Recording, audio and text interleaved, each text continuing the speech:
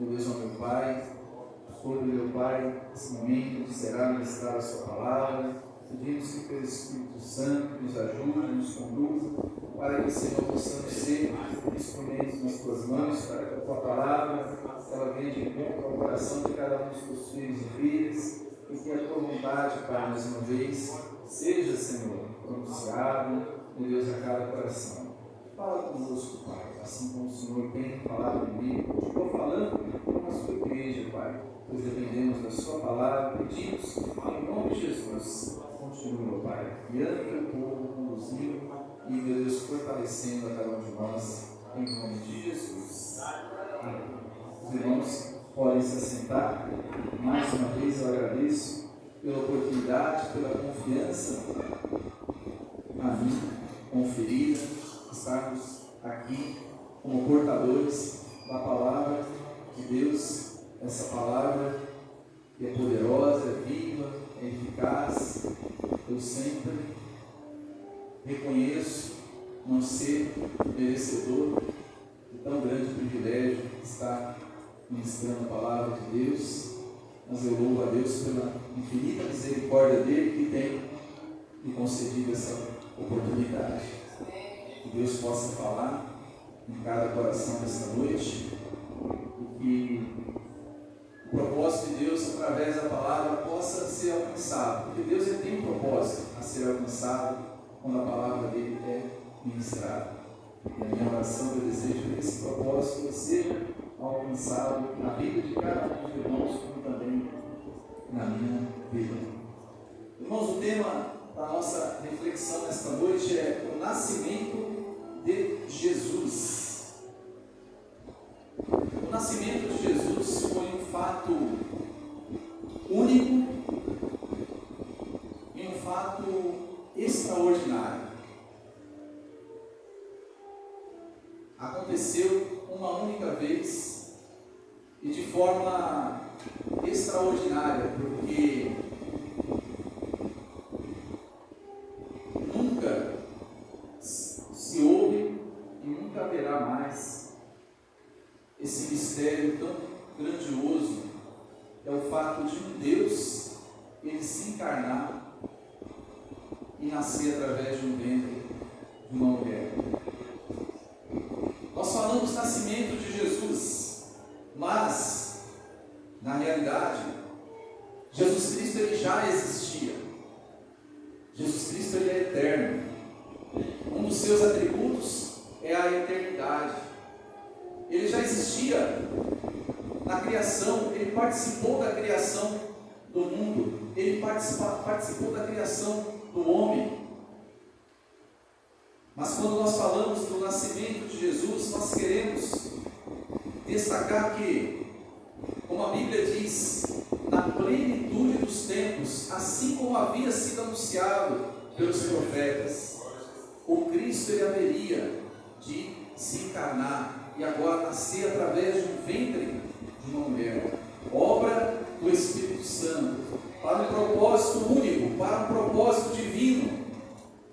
Então, houve esse dia em que Jesus, ele agora encarnado num ventre humano, ele nasce. E esse momento especial, ele é um momento que merece a nossa reflexão, porque afinal nós estamos vivendo dias onde denominaram, criaram um dia para que pudesse ser lembrado o dia do nascimento de Jesus Cristo. Ainda que não haja uma data correta, ainda que a Bíblia não nos forneça realmente uma data exata, mas nós queremos destacarmos essa data que ela foi real, que ela aconteceu, nasceu o Salvador, o Redentor, e é sobre este fato que nós queremos falar nesta noite. É importante lembrarmos, observarmos e destacarmos fatos importantes que envolveram o nascimento de Jesus Cristo, porque são fatos que ensinam até os dias de hoje coisas importantes para o nosso viver. Como eu bem disse, apesar de não sabermos a data exata, apesar da data não ser 25 de dezembro, mas o fato, o nascimento, ele deve ser lembrado, porque foi algo que, como eu bem disse no início, tão especial, algo de uma grandiosidade infinita, um mistério sem igual, o nascimento de Jesus Cristo. E é isso que de fato importa para nós, não a data, mas em si o nascimento do nosso Senhor. A importância desse dia foi tão grande que, por mais que nos esforcemos, a capacidade humana ela é limitada para explorarmos a sua grandiosidade e mistério. Mas, com a ajuda do Espírito Santo, conseguiremos compreender um pouco desse grande mistério. Pois o Espírito Santo, ele é o nosso ajudador, é aquele que nos ajuda a entendermos alguns mistérios que ocorreram nesse nascimento. Primeiro fato que nós queremos destacar é que algumas pessoas foram privilegiadas a participarem desse momento especial. E uma dessas pessoas especiais que foram privilegiadas em participar desse momento especial, o nascimento de Jesus, foram os magos. Alguns dizem que foram os 3 magos, mas na realidade a Bíblia ela não destaca realmente a quantidade de magos que foram. Outras pessoas que foram privilegiadas a participarem desse momento foram alguns pastores que estavam pastoreando ali no campo. Esse fato ele sempre me chama muita atenção, porque esses pastores eles foram avisados de uma forma tão especial que ali uma comitiva de anjos, eles fizeram algo extraordinário. Está registrado ali no Evangelho de Lucas, capítulo 2, versículo 8. Eu faço questão de ler porque é um fato extraordinário e que mostra a grandiosidade desse evento, que é o nascimento de Jesus. O versículo de número 8, capítulo 2 de Lucas, diz assim: que havia naquela mesma região pastores que viviam nos campos e guardavam seus rebanhos durante a vigília da noite. E um anjo do Senhor desceu aonde eles estavam, e a glória do Senhor brilhou ao redor deles. E ficaram tomados de grande temor. O anjo, porém, lhes disse: não tenham medo, estou aqui para lhes trazer boa nova de grande alegria, que será para todo o povo. É que hoje na cidade de Davi lhes nasceu o Salvador, que é Cristo Senhor, e isso servirá a vocês de sinal: vocês encontrarão uma criança envolta em faixas e deitada em manjedoura. De repente apareceu com um anjo uma multidão do exército celestial, louvando a Deus e dizendo: glória a Deus nas maiores alturas e paz na terra entre os homens, a quem Ele quer bem. Irmãos, eu fico imaginando como que poderia ser esse exército, uma multidão do exército celestial, louvando a Deus e dizendo: que privilégio aqueles pastores tiveram de ter agora essa oportunidade de serem avisados e de contemplarem ali esse grande evento que era o nascimento do Salvador. Então algumas pessoas foram privilegiadas com o nascimento de Jesus. É claro que nós não vamos falar de todas, mas eu não posso deixar sempre de lembrar de Simeão, que havia uma promessa sobre a vida de Simeão, que ele não morreria antes que ele pudesse ver o Salvador. E Simeão, ele teve a oportunidade de apresentar o menino no templo. E ali ele teve esse grande privilégio de contemplar o Salvador Jesus Cristo. Então, o primeiro fato que nós podemos observar, meus irmãos, é que algumas pessoas são privilegiadas nesse momento tão especial, tão ímpar, momento que move assim até a própria natureza, porque os magos, eles eram pessoas que estudavam a astronomia, que é diferente da astrologia. A astronomia, ela estuda os planetas, as estrelas, as estações, e ali o Senhor permitiu que esses magos, através do estudo que eles tinham, eles entendessem que havia uma estrela, e que aquela estrela, ela estava dizendo que ali estava nascendo o Salvador da humanidade. Porque o Senhor é assim, irmão, Ele se revela a quem Ele quer. O Senhor, Ele se revela a quem Ele quer. Havia vários religiosos, havia vários doutores da lei naquela época, mas o Senhor não se revelou a eles. O Senhor não avisou a eles que o Redentor estava nascendo. Mas o Senhor especificamente, Ele escolheu pessoas humildes, pessoas simples, pessoas de quem Ele se agradava, para que Ele pudesse se revelar esse evento extraordinário que marcou a história, porque depois do nascimento de Cristo, a história se dividiu em antes de Cristo e depois de Cristo. Foi um evento que marcou a história e até hoje marca, porque o nascimento de Jesus, ele precisa sempre ser lembrado por todos nós. Algo também que eu gostaria de destacar entre esses dois grupos, que são os magos e são também os pastores que estavam ali, e que nós podemos observar como algo assim que não está tão claro, mas ao mesmo tempo nós podemos ver de forma clara, é a união que existiu entre esses dois grupos. Porque no momento em que um dos magos eles tomam a atitude de seguir aquela estrela, é importante nós destacarmos, irmãos, que não era um local tão próximo. A Bíblia diz que esses magos eles saíram do Oriente, havia uma distância considerável. E é importante nós lembrarmos que naquela época não existia avião, helicóptero como existe hoje. Não, as jornadas elas eram árduas, elas eram difíceis, elas demandavam esforço, elas demandavam empenho, elas demandavam um objetivo, e tudo isso precisa ser considerado, porque se não houvesse união entre aqueles magos, quando alguns dissessem, olha, nós vamos seguir a estrela, se não houvesse união, alguns poderiam dizer, não, nós não vamos, é muito longe. Poderia ser colocado vários empecilhos e obstáculos para que eles não fossem juntos.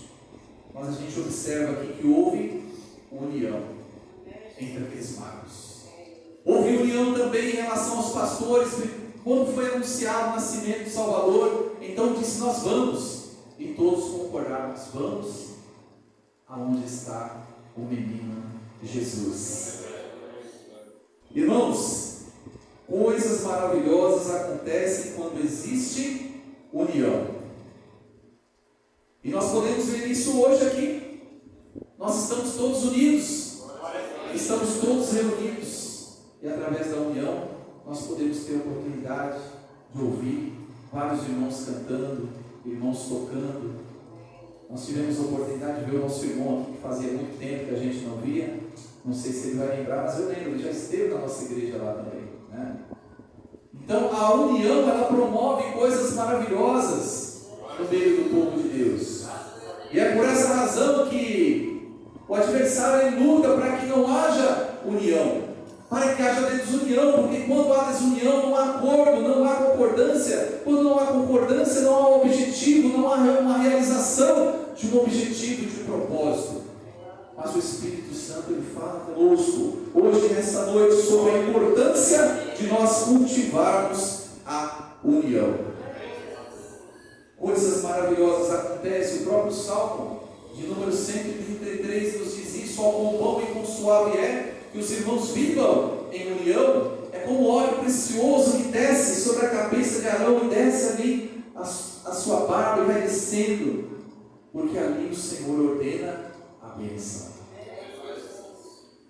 E é por essa razão que é preciso sempre cultivarmos a união.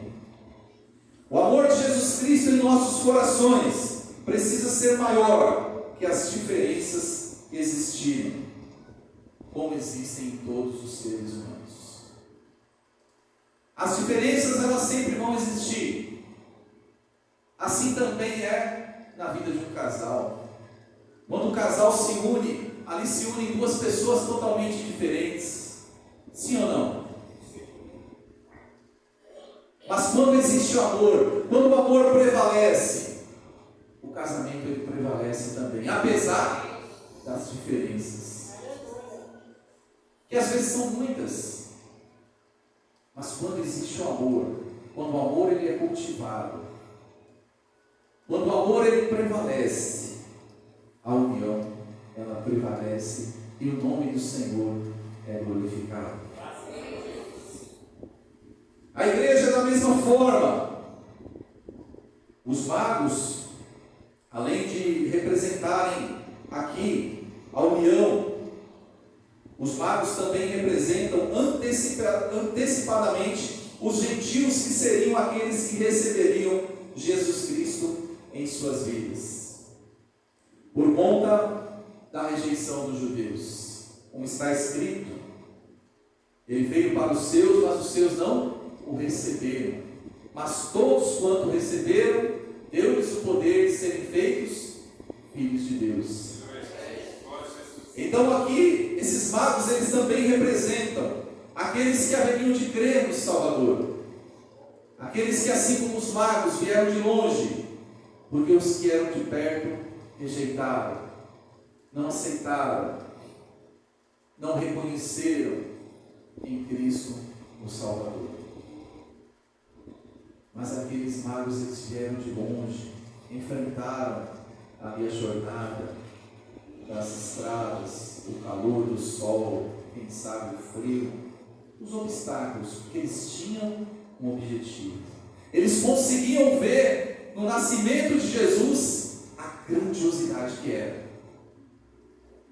E como eu disse, irmãos, por mais que nós tentamos explorar, talvez nossa mente não consiga de forma plena entender a grandiosidade e a importância que foi o nascimento de Jesus Cristo.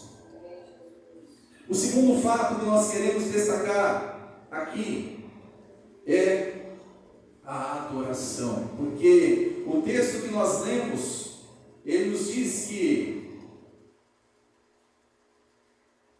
os magos, sabendo que havia nascido Jesus Cristo em Belém das Judeias, eles vieram do Oriente a Jerusalém e perguntavam: onde está o recém-nascido Rei dos Judeus? Porque vimos a sua estrela no Oriente e viemos para adorá-lo. Então, outro fato que nós queremos destacar aqui é a adoração, a honra devida a Jesus Cristo. Eles saíram com um objetivo: nós precisamos adorar o Salvador.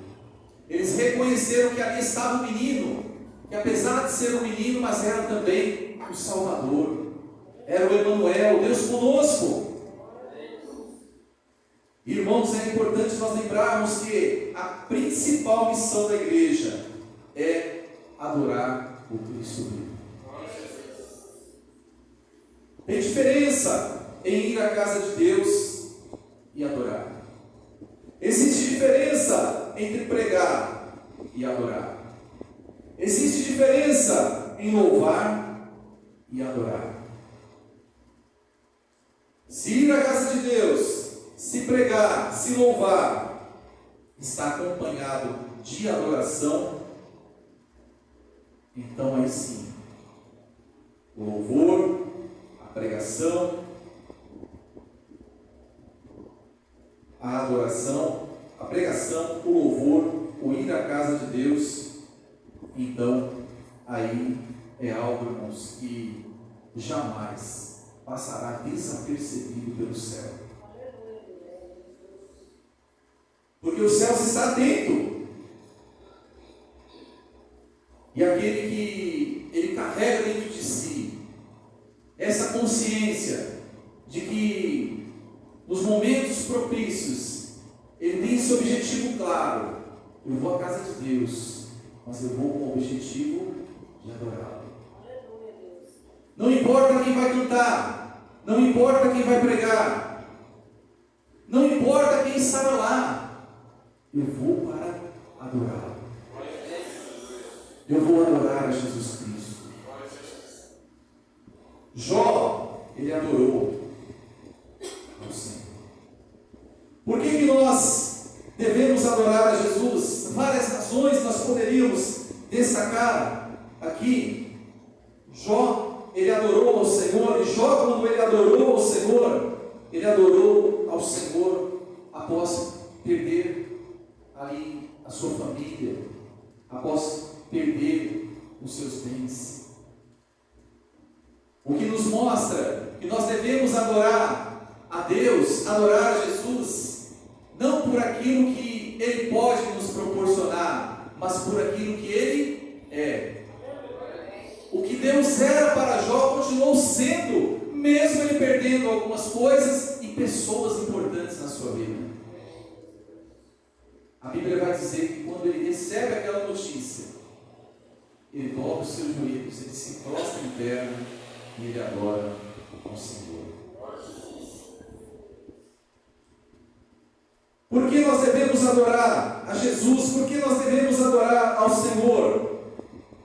Paulo e Silas, eles também nos mostram que o Senhor ele deve ser adorado, mesmo que muitas vezes nós sejamos perseguidos, mesmo que muitas vezes nós sejamos açoitados, mesmo que muitas vezes nós sejamos presos, porque ali eles foram presos, eles foram acorrentados, eles foram judiados,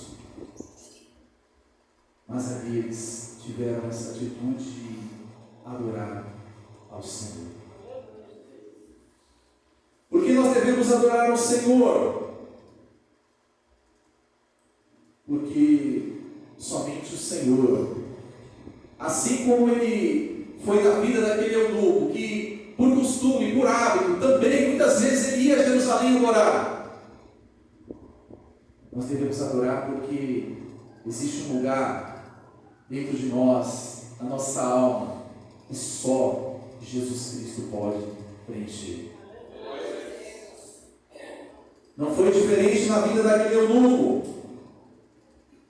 Todas as vezes que havia festa em Jerusalém, ele pegava a carruagem, porque ele era o eunuco que servia a rainha de Candace.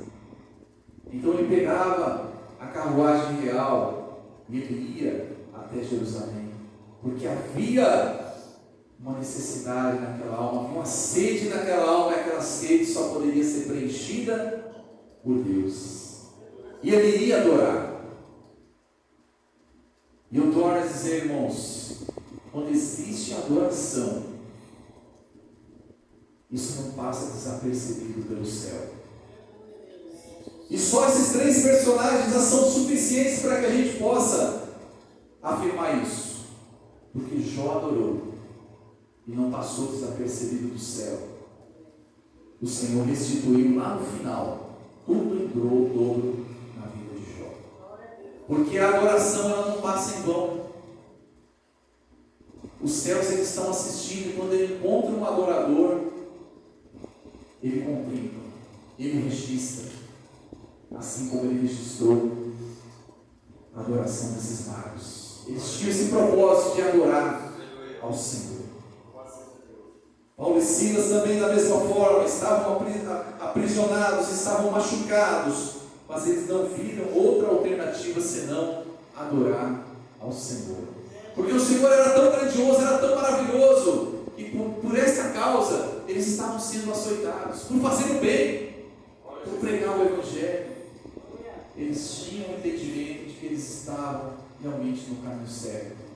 estavam incomodando as trevas, mas estavam no caminho certo. E eles adoraram. E eles cantavam hinos a Deus, louvores a Deus.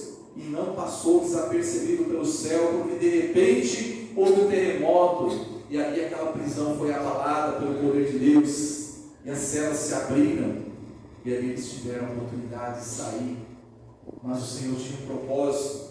O Senhor tinha um propósito de salvar ali a vida daquele carcereiro e a sua família, porque em todas as coisas Deus tem um propósito. Nosso Deus está no controle de tudo e Ele tem um propósito para todas as coisas.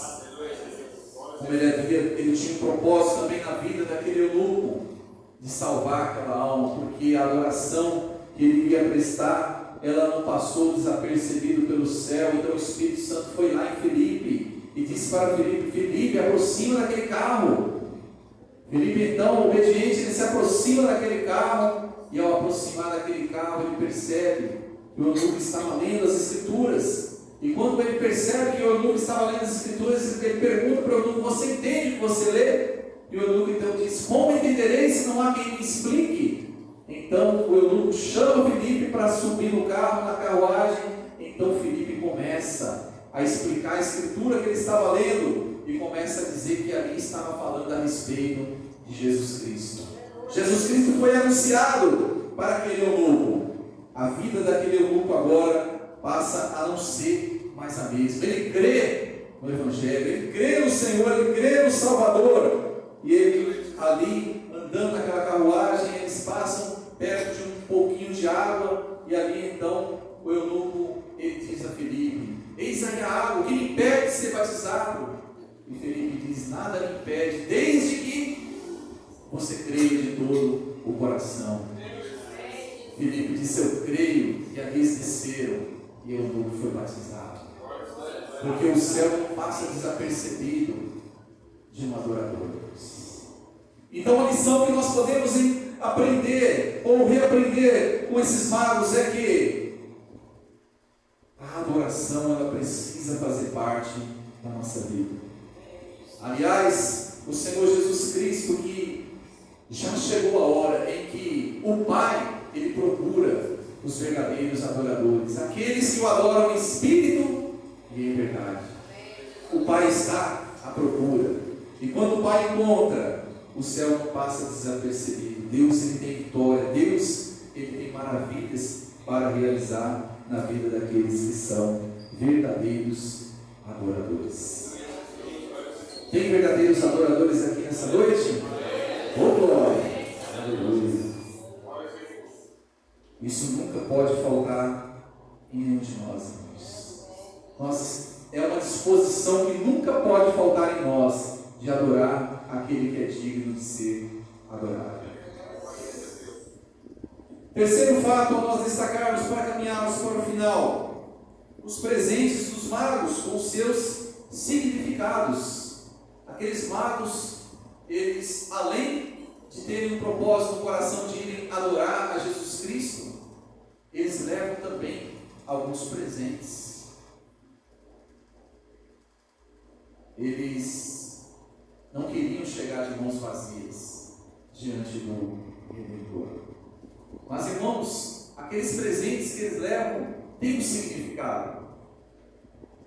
Eles estavam diante, irmãos, de Jesus Cristo, o Senhor, o Salvador. Mas eles estavam diante também daquele que era o Rei dos Reis. Eles estariam adiante daquele que seria agora o sumo sacerdote. Eles estariam também diante daquele que, além de rei, além de sacerdote, era também profeta.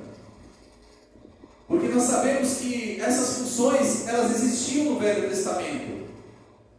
Mas aquele que era rei, ele não era sacerdote. Aquele que era profeta, da mesma forma, não era sacerdote, não era rei, eram funções específicas. Tanto é que, quando algum deles tentava ocupar uma posição e um cargo que não era o deles, eles eram castigados severamente. Um dos casos foi o caso de Saul.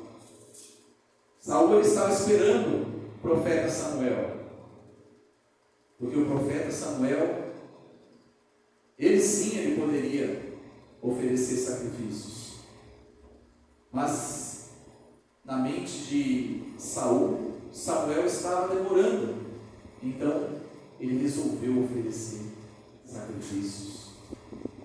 Ele foi punido de forma diferente. Houve um rei também, que eu não me recordo o nome agora, mas que também, no seu orgulho, na sua altivez, ele quis oferecer sacrifício. E ali ele foi punido severamente pelo Senhor. Mas Jesus não, Jesus, ele vem, irmãos. E Jesus, ele é o Rei dos Reis.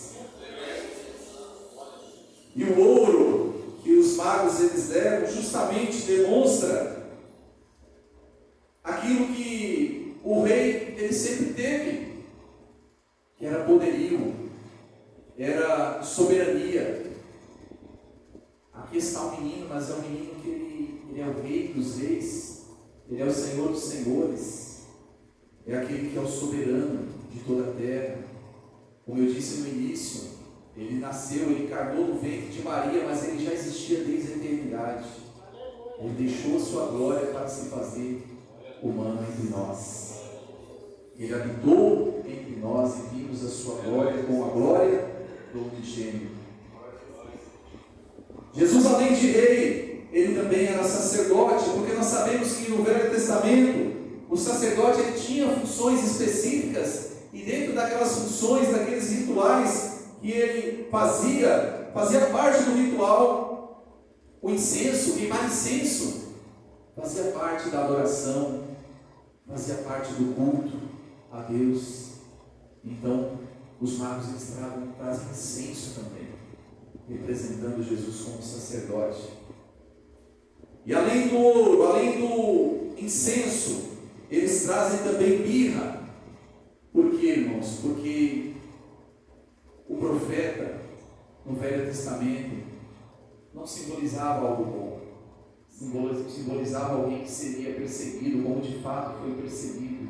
Os profetas foram perseguidos, isso é destacado no Novo Testamento, perseguindo os profetas, muitos morreram cerrados no meio, de mortes terríveis, porque não era fácil ser profeta no Velho Testamento. Mas Jesus ele veio como profeta, ele haveria de sofrer, ele haveria de morrer também, como de fato morreu, sofreu por cada um de nós. Então a mirra, ela simboliza um dos perfumes que foram usados para ali o sepultamento do nosso Senhor Jesus Cristo. Nós podemos ver isso em João capítulo 19, versículo 39. Diz assim: Nicodemos, aquele que anteriormente tinha ido falar com Jesus à noite, também foi levando cerca de 35 quilos de um composto de mirra e de aloés. Então, cada um desses presentes que aqueles magos levavam tinha consigo um significado, porque Jesus ele representa ali o rei, Jesus ele representa ali o sacerdote, que agora seria aquele que, ao invés de fazer sacrifícios como os sacerdotes faziam no Antigo Testamento, ele seria o próprio sacrifício vivo e perfeito para expiar os pecados de toda a humanidade. Ele seria o profeta também que seria morto, porque assim estava nos planos de Deus que Jesus deveria ser morto. E nós sabemos que a morte dele, ela foi diferente de todas as mortes que existiram, porque com a entrada do pecado entrou a morte a todos os seres humanos, mas Jesus Cristo nunca pecou, apesar de ser humano. Ele precisava passar pela morte, mas a morte não pôde conter, porque não havia pecado nele. Ele passa pela morte e ele ressuscita e está vivo em nosso Deus. Essa atitude dos magos também ensina diante da presença do Senhor Jesus, não devemos comparecer de mãos vazias. E o que isso significa, meus irmãos? Que as nossas mãos, os nossos pés, a nossa mente, o nosso ser, precisa estar sempre pronto para servir ao Senhor. Alguém pode dizer, como presentear Jesus como os magos fizeram, se Ele não está em corpo presente físico entre nós? Mateus 25 nos ensina como podemos presenciar Jesus Cristo. Estamos caminhando para o final, meus irmãos. Mateus capítulo 25 nos diz assim, a partir do versículo 34, então o rei dirá aos que estiverem à sua direita, venham benditos do meu Pai, venham herdar o reino que está preparado para vocês desde a fundação do mundo, porque tive fome e vocês me deram de comer, tive sede e vocês me deram de beber, eu era forasteiro e vocês me hospedaram, eu estava nu e vocês me vestiram, enfermo e me visitaram, preso e foram me ver. Então os justos perguntarão, quando foi que vimos o Senhor com fome e lhe demos de comer, ou com sede e lhe demos de beber? E quando foi que vimos o Senhor como forasteiro e o hospedamos, ou nu e o vestimos? E quando foi que vimos o Senhor enfermo ou preso e fomos visitá-lo? O rei respondendo lhes dirá, em verdade lhes digo que sempre que o fizeram a um desses meus pequeninos irmãos, foi a mim que o fizeram. Esta é a forma de nós presentearmos Jesus Cristo. É olhando para os pequeninos, é olhando para aqueles que são necessitados. Porque quando nós olhamos para alguém que está necessitado, o Senhor Jesus, Ele está contemplando. E Ele diz, se fizeste a um desses pequeninos a mim, o fizeste. Eu quero concluir essa mensagem, nos deixando em destaque essa última atitude dos magos, e que nos mostram que é importante, é essencial que nunca nos apresentemos de mãos vazias ao Senhor. É importante que nós estejamos com as nossas mãos cheias de fruto, para que a gente possa frutificar. Eu quero concluir com alguns textos que falam justamente sobre essa consequência da salvação em nossas vidas. As obras, elas não servem para que nós alcancemos a salvação, mas as obras, elas devem ser, as boas obras devem ser consequência da salvação que recebemos. E nós podemos ver isso em Efésios capítulo 2, versículo de número 10, caminhando para o final. Efésios, capítulo 2, versículo de número 10, nos diz assim a palavra do Senhor: pois somos feitura dele, criados em Cristo Jesus para boas obras, as quais Deus de antemão preparou para que andássemos nelas. Colossenses 1, versículo 10.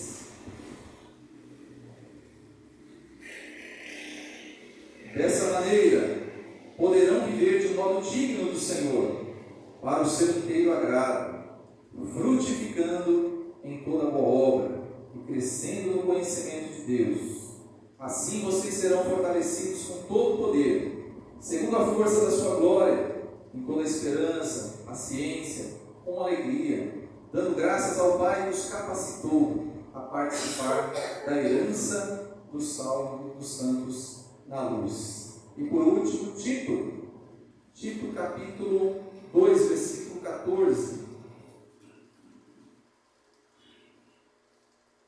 Ele deu a si mesmo por nós, a fim de nos remir de toda iniquidade e purificar para si mesmo um povo exclusivamente seu, dedicado à prática de boas obras. Então, meus amados irmãos, esses magos, eles trazem muitas lições. para nós. Eles ficaram marcados na história por causa das suas atitudes. Não sabemos os nomes, não sabemos a quantidade exata, mas a atitude deles deve até hoje nos ensinar. União, adoração, boas obras. A Bíblia diz que a árvore que não dá fruto, ela é cortada. Mas a que dá fruto, o que acontece? O Senhor poda, o Senhor limpa para dar mais fruto. Nós somos escolhidos, nós somos chamados para frutificar, para dar fruto. Então eu concluo essa mensagem dizendo para mim e para você: dê o seu melhor. Isso é o que Deus quer. Faça alguém feliz e alguém também fará por você. É uma música, né? Quem sabe cantar essa música para a gente concluir? Dê o seu melhor. Isso é o que Deus quer. Faça alguém feliz e alguém também fará por você. Então eu concluo essa mensagem, irmãos, com esse louvor. Dê o seu melhor.